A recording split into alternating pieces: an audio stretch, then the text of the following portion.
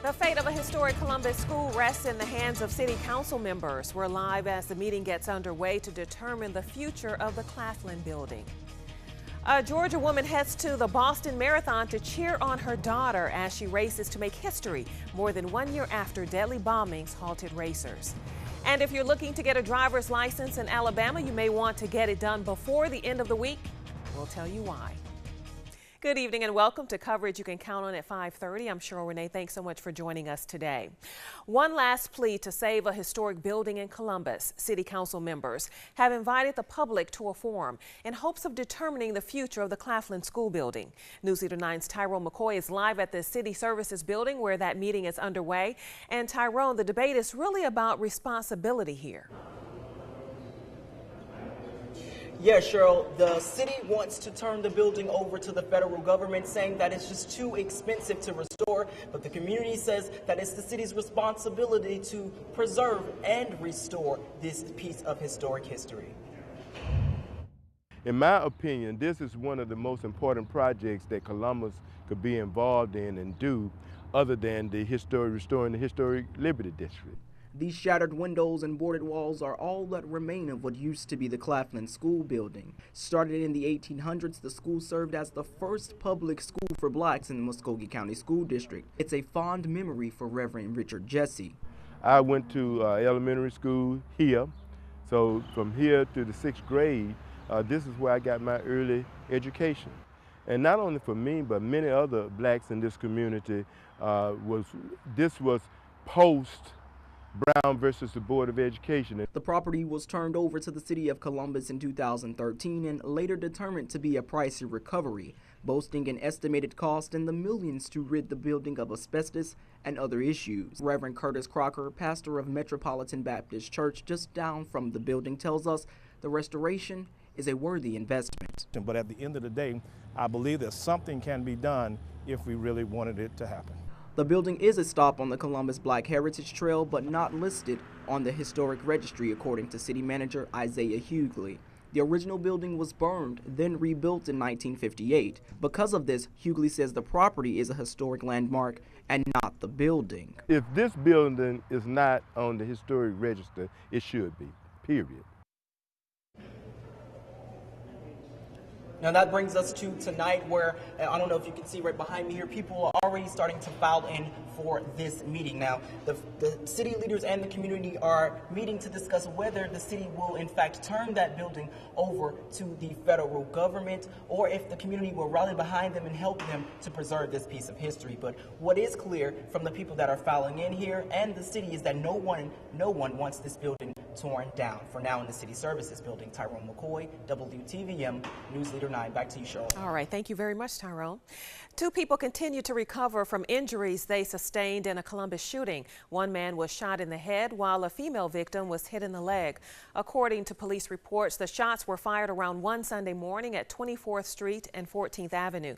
Both victims were transported to the ER by private vehicle.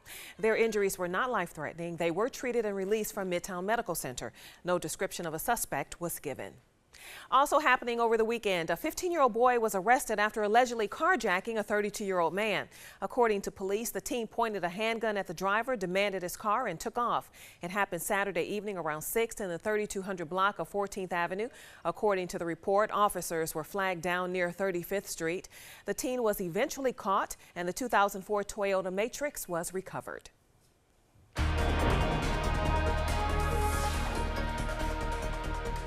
And the weather absolutely gorgeous out there on this Monday. Temperatures well into the 70s and in some cases the low 80s across the valley. 78 in Albany, 80 for Columbus, 75 over in Auburn, and 79 in Alabama's state capital of Montgomery. Now, we've had a lot of sunshine so far, but to our west, we are watching some clouds increasing. These clouds will not bring us any rain tonight. The rain chances will hold off around here until sometime as we go through the day on Tuesday. Here's your trend for this evening. We're going to stay rather warm through about 10, 11 o'clock tonight. Then we'll see those numbers getting back down down to the low 60s with eventually 50s for overnight lows across the valley tonight. And we're going to talk more about that 7-day forecast with some warmer temperatures ahead as well coming up in just a bit. Cheryl, back over to you. All right, thanks, Derek. The 118th Boston Marathon took place today. The winner of the men's division was America's Meb Kavletsky. The 38-year-old ended his 26.2-mile trek with an official time of 2 hours, 8 minutes, and 37 seconds. He is the first American man to win the race since 1983. 33-year-old Rita Jeptu from Kenya was declared the winner of the women's division. It was her second straight victory. She finished with a course best time of 2 hours, 18 minutes, and 57 seconds. In all, 36,000 people were expected to participate in today's race. And a Georgia woman made her way back to Boston to watch her daughter finish the race this year. Anita Erickson suffered a black eye and a shattered shoulder in last year's bombings. But today she's excited because her daughter Julie Windsor is the first female little person to complete the marathon. Julie is 3 feet 9 inches tall. She was only half a mile from the finish line when the bombs went off. But this year, with tightened security, her family knew she would make it to the end. Our whole family has been looking forward to today. It's just a day of restoration. It's a day when good is going to triumph over evil. And we're just so excited to see our sister do something that no one's ever done before. President of Little People of America, Gary Arnold, says it's a major feat for a dwarf to finish a marathon. We tracked Julie's running time, and according to the Boston Athletics Association's website, Windsor finished the race at just over 4 hours and 43 minutes. Attention Alabama residents, if you're looking to get or renew your driver's license, you may have to wait a few days. The Alabama Department of Public Safety says it has to convert a database to comply with federal regulations, meaning from Friday, April 25th to Wednesday, April 30th, its systems will be down. The closure will affect probate judge offices, licensed commissioner's offices, and other agencies that involve Alabama driver's license transactions. A way to treat the common cold is causing safety concerns among medical professionals. Find out how codeine may do more harm than good to your young children.